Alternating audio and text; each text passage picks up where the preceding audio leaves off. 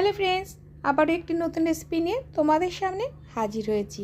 আজকে আমি তোমাদের সাথে শেয়ার করব পাঁচফোড়ন শিং মাছের একটি স্বাস্থ্যকর রেসিপি, যা খেতে হয় অসাধারণ আর শরীরের পক্ষেও খুবই উপকারী। শিং মাছের ঝোল বানাতে প্রথমে যেটি নিয়েছি সেটি হলো শিং মাছ। শিং মাছগুলোকে ভালো করে ধুয়ে নিয়েছি। এবার হলুদ আর পরিমাণ মতো নুন দিয়ে এগুলোকে ম্যারিনেট করে নেব। মাছগুলোকে খুব ভালো করে ম্যারিনেট করতে হবে, যাতে প্রত্যেকটা মাছের গায়ে হলুদ আর নুন খুব ভালোভাবে লেগে যায়। আর প্রায় 10 মিনিট মতো এভাবে ম্যারিনেট করে রেখে দেব। এখানে আমি একটা কড়াই নিয়ে নিয়েছি। এই কড়াইয়ের মধ্যে দিয়ে দিলাম সর্ষের তেল। মাছের ঝোল আমার সর্ষের তেলে খেতে ভালো লাগে বলে আমি চেষ্টা করি মাছের ঝোল সবসময় সর্ষের তেলে বানাতে। এবার এই গরম তেলের মধ্যে দিয়ে দিচ্ছি ম্যারিনেট করে রাখা শিং মাছের টুকরোগুলোকে। একসাথে প্রায় 5-6টা শিং মাছের টুকরো আমি ভেজে নিচ্ছি। এই দেখো, এক সাইড ভাজা হয়ে গেছে, একইভাবে উল্টো সাইডটাও ভাজা হয়ে গেল। এবার মাছগুলোকে ঝোল থেকে তুলে নেব। সব মাছগুলো আমার ভাজা হয়ে গেছে। এদিকে আমি লম্বা লম্বা করে কেটে নিয়েছি কাঁচা কলা আর আলু। এগুলোকেও ভালো করে ধুয়ে নিয়েছি।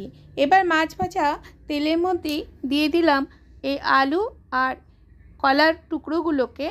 এবার এতে দিয়ে দিচ্ছি হলুদের গুঁড়ো আর স্বাদ অনুযায়ী নুন আর হলুদের গুঁড়ো দিয়ে আলু আর কলাগুলোকে প্রায় মিনিট 5 সাঁতলে নেব। গ্যাসের ফ্লেম লো টু মিডিয়ামে করে এই কলা আর আলুগুলোকে আমি ভেজে নিচ্ছি। এই দেখো বন্ধুরা, আলু আর কলা কিন্তু আমার ভাজা হয়ে গেছে। এবার এগুলোকে তেল থেকে তুলে নেব। এবার একই কড়াইতে দিয়ে দিচ্ছি আবারও অল্প পরিমাণে তেল।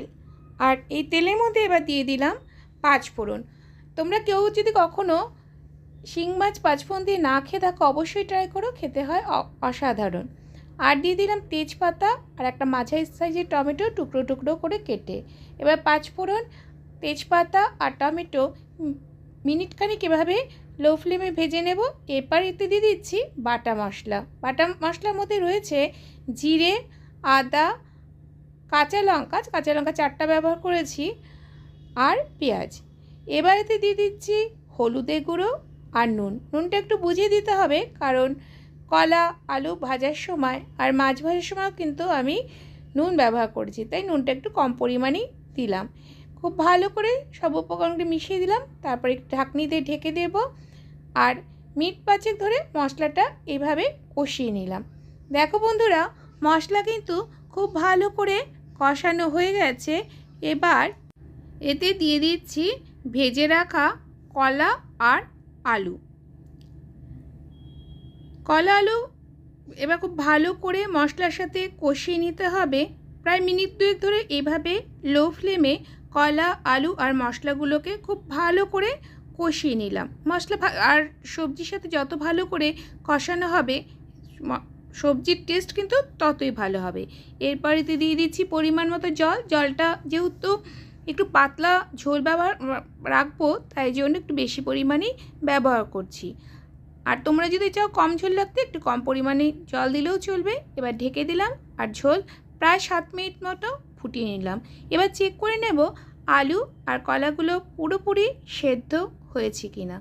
দেখো বন্ধুরা, কলা আলু কিন্তু পুরোপুরি সেদ্ধ হয়ে গেছে। এবার এতে দিয়ে দিচ্ছি ভেজে রাখা শিং মাছের টুকরোগুলোকে। শিং মাছের টুকরোগুলো ঝোলের সাথে খুব ভালো করে এভাবে মিশিয়ে দেব। আর তারপর হাই ফ্লেমে প্রায় 5 মিনিট মতো ঝোল ফুটিয়ে নেব।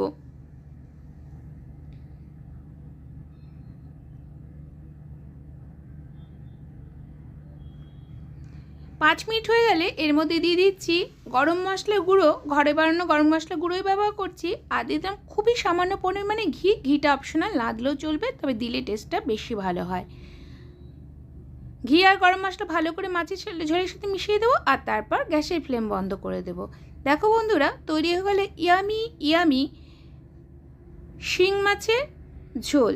যা শরীরের পক্ষে খুবই উপকারী আর খেতেও হয় অসাধারণ। যদি কখনো ট্রাই না করে থাকো অবশ্যই ট্রাই করো, আশা করছি ভালো লাগবে। ভালো লাগলে লাইক করবে, কমেন্ট করবে আর শেয়ার করতে ভুলবে না কিন্তু।